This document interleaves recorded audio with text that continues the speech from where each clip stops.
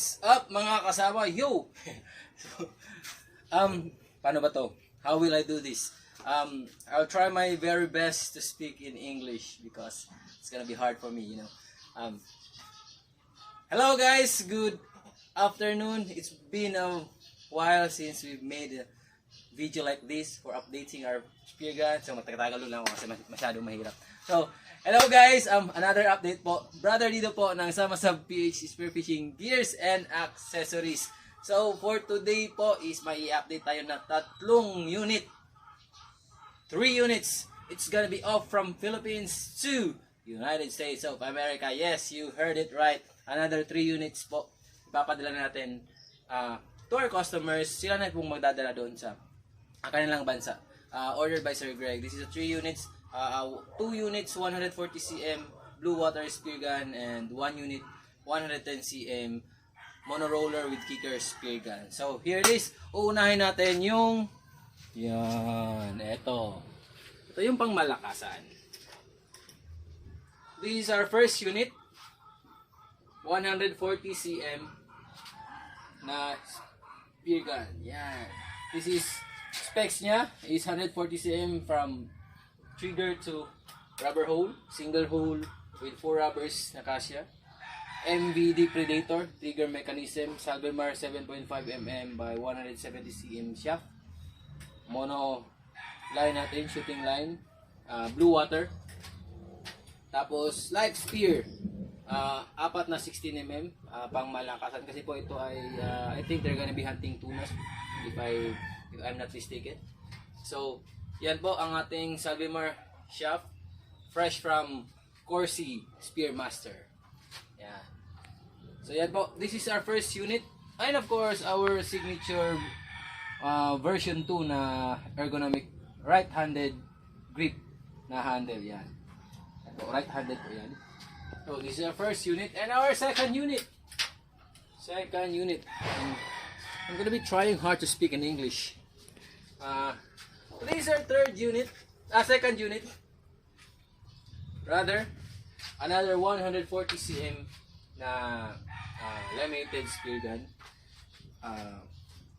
Meron po siyang customized label na Sea Beach Flea. And of course, ang trigger mechanism niya is MVD trigger mechanism. Piniflex ko talaga itong cap. MVD trigger mechanism Predator. Rated 400 pounds. Salvemar 7.5 by 170 cm na shaft. And of course, triple rubber lang po. And of course, pwede, pang blue water pa rin. Triple 16 mm na live spear. So, yan po. Ang kanya namang head is 3 holes, snake head po. Snake head yung design. And of course, MVD reel with 50-meter line and ergo. And for our third unit, ito pala third. Yan. Our third unit po is 110 cm mono roller with kicker spear gun. Yan. So, cuttlefish design pa rin po.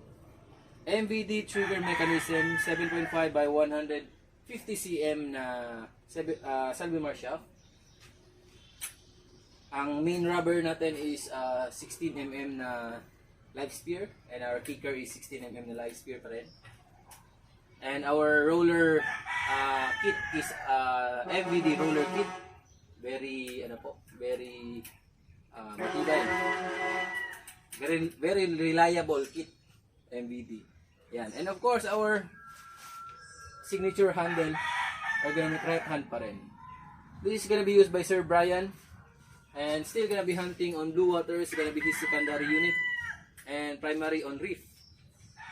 So this is our third unit for today. And these 3 units are gonna be sailing from Samal Island to all around the world. To United States of America. So I think by next week or later this week, magsisail na sila. So ihahatid natin ito ngayon sa ating customer. And maybe I'm gonna add an update kung saan ko po ihatid ito. Maybe kung papayag silang mag-picture Alam niyo naman sa mga VIP. So, that's it for our update for today. And sa mga nagtatanong po at magtatanong kung magkano, PM lang po kayo kasi depende po sa specs kung ano yung ipapagawa. Itong unit I think nasa 16,000. 16,000 ang price niya. And this unit, itong complete is nasa 16 pa rin or 15. And this is nasa mga 13. Depende po sa specs na inyong ipapagawa at papakabit kasi mga Salvemar shaft po ito. So that's it for today, and maraming